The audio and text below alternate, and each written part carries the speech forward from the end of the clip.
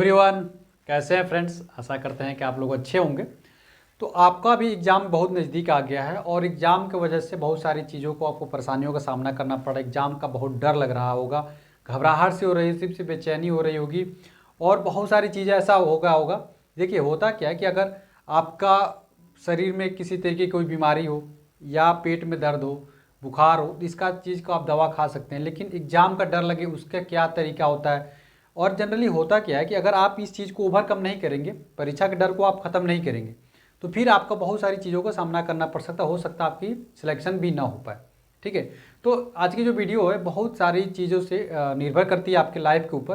तो वीडियो को पूरी देखिएगा, वीडियो किसी भी तरीके से स्किप करने की कोशिश मत करिएगा, क्योंकि ये सारी चीज़ें वो टाइप की है जो चीज़ आपको बहुत ही बेनिफिट पहुँचाएगी। एग्जाम के डर को कैसे कम करना है, तो उस सारी चीज़ों पर निर्भर आज की वीडियो। तो आइए हम लोग वीडियो को सबसे पहले शुरू करते हैं।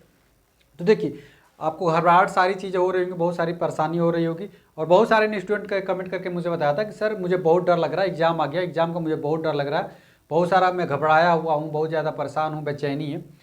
तो देखिए, उसका सबसे मेन वजह क्या होती है, वो सबसे पहले हम देखेंगे प्रॉब्लम कौन कौन सी होती है, किसकी वजह से सारी चीज़ें होती हैं। उसके बाद हम लोग सॉल्यूशन की भी बात कर लेंगे कि आपका सॉल्यूशन, इसका बेस्ट तरीका क्या है इन सारी चीज़ों को ओवरकम करने का। तो जो सबसे बड़ी रीज़न है जो को सबसे ज़्यादा घबराहट कर रही है, परेशान कर रही है एकदम। देखिए, पिछली बार हुआ क्या था कि मेरे एक दोस्त को सेमी हार्ट अटैक तक आ गया था, इतना ज़्यादा एग्जाम से घबरा गया था। तो आपको घबराने की जरूरत नहीं है, तो वो सारी चीज़ें देखिए। सबसे बड़ी बात वो ऐसा क्यों हुआ होगा, उसको हार्ट अटैक वगैरह क्यों आया होगा और आप भी इतना ज़्यादा घबरा रहे हैं, तो उसका सबसे मेन वजह क्या है कि आप लोग एग्जाम को अपनी लाइफ मान के चल रहे हो। जो आप एग्जाम देने जा रहे हो उसको अपनी पूरी लाइफ मान लिए हो। उसकी वजह से भी क्या होती है, आपको घबराहट हो गई, एकदम सोच लियो कि यही मेरी लाइफ है, इसी एग्जाम से मेरी लाइफ है, इसी एग्जाम के बाद मेरी लाइफ खत्म। तो इसके वजह से आप जब अपने आप से बहुत ज़्यादा एक्सपेक्टेशन कर लेते हैं तो इससे सारी चीज़ें होती हैं। बाकी हम इसको बाद में देखते हैं कि किससे कैसे इसको ओवरकम करना। ओवर थिंकिंग में अंदर बहुत ज़्यादा हो गई होगी कि ओवर थिंकिंग करने का क्या मतलब है कि आप एक्सपेक्ट अलग से सोच रहे हो कि अगर मैं गया, अगर इतने क्वेश्चन मुझसे नहीं हो पाए तो क्या होगा, और यदि एग्जाम हॉल में मैं गया, मुझसे क्वेश्चन नहीं बन पाए, या ऐसा बहुत सारी चीज़ें कि इतना क्वेश्चन मैं गलत कर दिया, या ऐसा क्वेश्चन बहुत ज़्यादा प्रॉपर टफ आ गया तो मैं क्या करूँगा। समझ रहे हो, मतलब ओवर थिंकिंग मतलब जिसका कोई लेना देना ही नहीं है भाई। आप ओवर थिंकिंग खुद सोच सोच के परेशान हो। मतलब इतना सोचो, एक आदमी है वो ट्रेन में, एक ट्रेन का इंतजार कर रहा है और ट्रेन का इंतजार करते हुए बस दिन रात यही सोच रहा है। मतलब एक आदमी है वो ट्रेन का इंतजार कर रहा है और इंतजार करके हुए लगातार यही सोच रहा है कि ट्रेन आएगी, उसका जनरल डिब्बा आएगा और उसमें बहुत ज़्यादा भीड़ रहेगी और उस भीड़ में मुझे धक्का मुक्की करके अंदर जाना है। ठीक है, और यही सोच के लगातार वो परेशान है कि बहुत भीड़ रहेगी, मुझे धक्का मुक्की करके अंदर जाना होगा। लेकिन जैसे ट्रेन आती है तैसे पता चलता है कि उसका कोई रिलेटिव उसी ट्रेन में सफ़र कर रहा है और एसी में उसको आवाज़ देता है कि अरे कहाँ हो, खड़े हो, आओ चलो मेरे साथ, मैं अपने साथ ले चलता हूँ। तो सोचो कि मतलब कितना बड़ा सॉल्यूशन आपको मिल गया। समझ रहे हो, मतलब आपको फर्जी में नहीं परेशान हो, उस चीज़ को आने तो दो, उसके बाद परेशान होना। तो ओवर थिंकिंग भी बहुत ज़्यादा नुकसान है। इसको ओवर थिंकिंग को कैसे कम करना वो भी हम लोग बताने वाले हैं। साथियों का दबाव का कहने का क्या मतलब है कि अगर आप इस समय अपने दोस्तों से बहुत ज़्यादा बात कर रहे हो तो हो सकता है आपका दोस्त बहुत ज़्यादा आपसे पढ़ाई कर रखा हो सकता है वो कई किताबें निपटा चुका हो सकता है कि उसकी नॉलेज आपसे अच्छी हो सकता है उसके मॉक टेस्ट में ज़्यादा आ गए हो, तो आप उसके वजह से क्या हो सकता है, आप लोग परेशान हो सकते हैं। ठीक है, तो साथियों का दबाव का भी बहुत बड़ा मैटर करता है। तो इसको भी हम लोग देखते हैं कैसे इसको कम करना है, बस वीडियो को लास्ट तक देखते रहिए। परिवार का दबाव, अब परिवार का दबाव देखिए कैसे कैसे होता है। अभी मेरा रिसेंट में मेरा स्टूडेंट था, अभी मतलब 5 से 6 दिन हुआ, पहले उसने कॉल किया था कि सर मेरे पापा जो हैं, उसने IIT पॉलिटेक्निक किया हुआ, IIT से मतलब बीटेक किया हुआ मैकेनिकल इंजीनियरिंग, समझ रहे हो, इलाहाबाद से।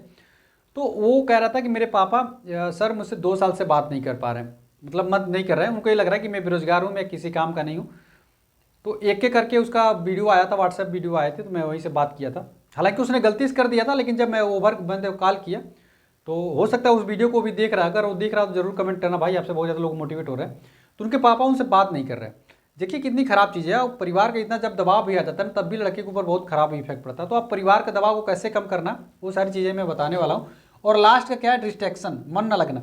डिस्ट्रैक्शन का क्या मतलब है कि जब एग्जाम टाइम आप आता है ना, जब आपका एग्जाम टाइम आएगा, कभी भी देखिएगा, जब भी आप तैयारी करते होंगे, जब एग्जाम टाइम आता है उसी समय आपको बहुत ज़्यादा क्रिकेट खेलने का मन करेगा, उसी समय आपकी गर्लफ्रेंड से बात करने का मन करेगा, उसी समय आपकी लड़की सोचेगी पटेगी। समझ रहे हो, और बहुत सारी चीज़ें आपको उसी समय करने का मन करता है, जिससे एकदम जैसे लगता है कि उस समय आप क्या ही बताया जाए, सबसे हैंडसम लड़के आप ही हो, सारी लड़कियाँ आप ही से पटने वाली हैं, मतलब ऐसा फील होगा और आप उसमें डिस्ट्रैक्ट हो जाओगे और आपका एग्ज़ाम खराब हो जाता है। और ये भी मेन वजह सकती है। आपको मन ही नहीं लगेगा आपको एग्जाम में, तो आपको डर तो लगेगा कि मेरा एग्जाम नहीं निकलने वाला। ठीक है, तो इन सारी चीज़ों से हम लोग देखते हैं कि कैसे कैसे एक एक करके निदान इसको कैसे पाएंगे। सबसे बड़ी बात पहले नंबर पर हम लोग देखेंगे एग्जाम को अपनी लाइफ मानना। सबसे पहली बात है, आप एग्जाम देने जा रहे हो, इसको बिल्कुल एक एग्जाम की तरह लो, इसको अपनी लाइफ मानने की कोई भी ज़रूरत नहीं है। मैं ऐसे बहुत सारे लोगों को जानता हूँ जिन्होंने एग्जाम को अपनी लाइफ माना है और उनका सिलेक्शन नहीं हो पाया है, समझ रहे हो, बाद में वो और अच्छे जगह पे सेलेक्ट हुए हैं। तो एग्जाम को बस एग्जाम मानो, इसको अपनी लाइफ नहीं माननी है, कोई बात नहीं, इसमें नहीं हो पाएगा। हम मेहनत अपने पुर जोड़ लगाएंगे, पूरी जी जान से मेहनत करेंगे और हम लोग अपनी सफलता को पाएंगे। लेकिन यार मेरा ही कहने का मतलब लाइफ नहीं मानना है, एकदम लास्ट अटेम्प्ट नहीं मानना है, समझ रहे हो, मेहनत करना है। ये देखो, एग्जाम को लास्ट नहीं मानना, लेकिन मेहनत को लास्ट मानना कि मैं अपने जीवन में अंतिम बार प्रयास कर रहा हूँ, अंतिम बार मेहनत कर रहा हूँ। तो अपने मेहनत पे भरोसा करो, एग्जाम पे नहीं। एग्जाम को कभी अपनी लाइफ मानने की जरूरत नहीं है। तो आज के बाद इस चीज़ को हटा दो कि एग्जाम को अपनी लाइफ मान के चल रहा हो, ऐसा नहीं है भाई। इसमें नहीं होगा किसी और में हो जाएगा, उसमें नहीं होगा तो किसी और में हो जाएगा। ठीक है, तो इसको लाइफ मानने के मैं रियल बता दूँ, अपनी घटना बता रहा हूँ। मैं यूपीएसआई में फाइनल में इतना डर गया था कि मैं सोचो एग्जाम हाल में बैठा तो मैं काँप रहा था। इसकी वजह से हुआ क्या बताओ, मेरा सिलेक्शन हो पाया? नहीं हो पाया ना भाई। तो वही चीज़ आपको बता, जो चीज़ मैंने फील किया वही चीज़ आपके साथ शेयर कर रहा हूँ कि जब आप डरोगे तो एग्जाम का आप क्रैक नहीं कर सकते। समझ लो चीज़ों को, तो कभी भी डरने की ज़रूरत नहीं है। कोई बात नहीं, एग्जाम है, एग्जाम को पूरी ईमानदारी से मेहनत करूँगा, हो गया तो ठीक है, नहीं तो दूसरे एग्जाम और अच्छे जगह पे मेरा सिलेक्शन हो जाएगा। ज़िंदगी को कुछ और चाहती है, बस ये मान के चलना, लाइफ मान के कतई नहीं चलना है। ठीक है, आखिर मान लो यूपीएसआई को मैं भी लास्ट मान लिया तो मेरे जीवन का वही है और नहीं हो पाया, तो आखिर जी रहा हूँ कि नहीं, तुम्हारे सामने खड़ा हूँ कि नहीं? हो सकता है तुम और अच्छी चीज़ों को करोगे ना लाइफ में, बताओ। चलो, इसको लाइफ मानने की जरूरत नहीं है, लाइफ मत मानिए।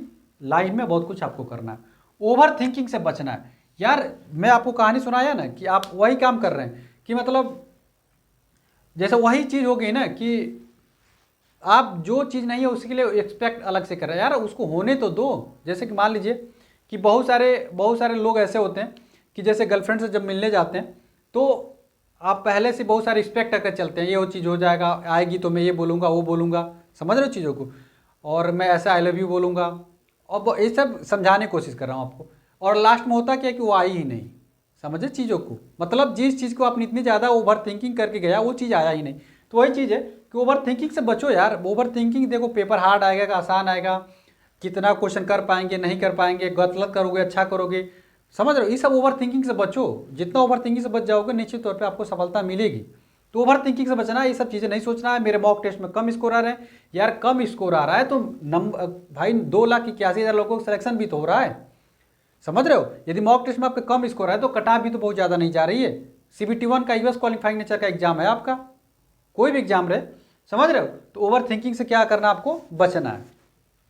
उसके बाद से साथियों का दबाव देखो, साथियों का दबाव तो बहुत ज़्यादा रहता है। आप अपने दोस्तों से बचिए, इस समय ऐसे दोस्तों से बचना है जो कि आपको डिमोटिवेट करते हैं, जो कि आपको बार बार परेशान करते हैं, जिनसे आपको बहुत अच्छा लगाव नहीं है, उनसे बचिए। लोग अपना यूज के लिए आपका किसी भी तरीके से यूज कर सकते हैं, समझ रहे। हम अपने फायदे के लिए किसी के किसी भी तरीके से यूज कर सकते हैं, उसका माइंड डाइवर्ट कर सकते हैं।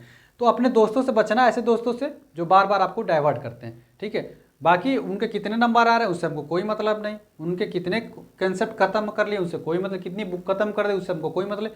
हमको केवल अपने आप से मतलब है। मैं अपने प्यारा हूँ, देखो तुम अपने आप से नहीं प्यार करोगे ना, कोई दूसरा तुमसे प्यार कर ही नहीं सकता। तो पहले तो सबसे बड़ी बात, खुद को अपने आप से प्यार होना चाहिए, खुद को अपने आप से प्रेम होना चाहिए, खुद को अपने आप पे भरोसा होना चाहिए, तभी दूसरा भी आप पे भरोसा करेगा। देखते हो ना, जो हमेशा मुस्कुराता रहेगा, खुश रहता होगा, उससे ज़्यादा से ज़्यादा लोग जुड़ते हैं, और जो हमेशा डिप्रेस में रहता है, डिमोटिवेट रहता है, उससे लोग दूरी बनाना चाहते हैं। तो खुद मोटिवेट रहो, मोटिवेशन के साथ एग्जाम देने जाए कोशिश करो। ठीक है, साथियों का दबाव से हटाओ, दोस्तों ऐसे दोस्तों से बचो, कम से कम फ़ोन से बात करो। परिवार का दबाव देखो, परिवार का दबाव सबके ऊपर रहता है। अब जैसे लड़कियों का शादी का दबाव रहता है, लड़कों के ऊपर भी बहुत जल्दी कमाने का दबाव रहता है। ये तो फलाना जी का फूफा का लड़का ये कर लिया, पड़ोसी का लड़का ये कर लिया, फलाना का लड़का यहाँ चला गया, तुम कुछ नहीं कर पा रहे अपनी लाइफ में। और बहुत सारे ऐसे परिवार भी होते हैं, बहुत ज़्यादा एक्सपेक्ट लगाए रहते हैं लड़के से, तो उससे लड़के के ऊपर भी दबाव आता है। तो इस दबाव से बचने का, क्योंकि कुछ होता भी नहीं है। अगर आपकी बहन की शादी नहीं हो पा रही है तो आप क्या एग्जाम में प्रेशर ले लोगे तो क्या शादी हो जाएगी? आप सेलेक्ट होगे तभी ना। पहले उसको ओवरकम करो, इस प्रेशर को ओवरकम करो, कोई बात नहीं, अगर नहीं होगा हम किसी तरीके से और दूसरा तरीके से हम कुछ कर लेंगे। तो एग्जाम प्रेशर को किसी भी तरीके से कम करना है, परिवार के दबाव को कम करना है, हर एक तरीके से। परिवार के दबाव से सोचना नहीं है, आपका लास्ट टाइम चल रहा है, इसमें ज़्यादा परिवार का दबाव आपको लेने की जरूरत नहीं है। कोशिश करिए कि माँ बाप को थोड़ा समझा लीजिए, बात कर लीजिए कि 1-2 दिन मुझे रहने दो, टाइम दे दो, क्योंकि लास्ट टाइम आपका चल रहा है, निश्चित तौर पर इसमें आपका सिलेक्शन होगा। परिवार के दबाव को इस तरीके से कम करिए, थोड़ा बात करिए, उनको समझाइए, ना समझ में आए तो 2-3 दिन छोड़ दीजिए बात करना, खुद पढ़ाई कर लीजिए, पढ़ाई के सेलेक्ट हो जाएंगे, सब कुछ सही हो जाएगा। डिस्ट्रैक्शन, और डिस्ट्रैक्शन का तो बहुत बड़ा इंपॉर्टेंट रोल है, और इस समय तो हर एक स्टूडेंट जो होता है, जैसे कोई लड़की देखता है उसकी तरफ जैसे विपरीत जेंडर जो होते हैं, जैसे मेल हो गया फीमेल की तरफ, फीमेल हो गया और मेल की तरफ, एकदम बहुत जल्दी अट्रैक्शन होता है एग्जाम के टाइम में। और वही जब एग्जाम खत्म हो जाएगा फिर देखना कि कोई दूर दूर मिलेगा ही नहीं जिसे तुम सोचोगे बात करने के लिए। इस समय कोई फोन आएगा ना, बहुत अच्छा लगेगा तुमको बात करके। तो इस सबों से बचना है, थोड़ा समझ रहे हो, इस लास्ट टाइम में डिस्ट्रैक्शन सब बचो, कोशिश करो कि डिस्ट्रैक्ट ना हो भाई, ठीक है। तो चलो आशा करते हैं डिस्ट्रैक्शन अब इसमें थोड़ा बचना, क्रिकेट वगैरह खेलने से बचना, दौड़ जो भी एक्स्ट्रा वर्क है उससे बचना, अपने शरीर का ख्याल रखना, सबसे बड़ी बात अपने अच्छे से शरीर का ख्याल रखना। तो आशा करते हैं निश्चित तौर पे आप रेगुलर बेसिस पे मेरी वीडियो को देख रहे हो तो मोटिवेशन आपको मिलता होगा, मोटिवेशन मिलता रहता है तो वीडियो को लाइक भी कर दीजिए, और ऐसे ही कंटेंट के लिए मेरे चैनल को सब्सक्राइब कर लीजिए, बेल बटन को भी दबा दीजिए, और चैनल को सब्सक्राइब करने के बाद से शेयर भी करिए अपने दोस्तों में, ताकि उनको भी पता चले कि मेरे यूट्यूब चैनल के बारे में, और वो भी अच्छे से अच्छे कंटेंट उनको भी मिल सके और निश्चित तौर पर उनका भी सिलेक्शन हो सके। चलिए मिलते हैं अगली वीडियो में फ्रेंड्स, तब तक के लिए फ्रेंड्स जय हिंद।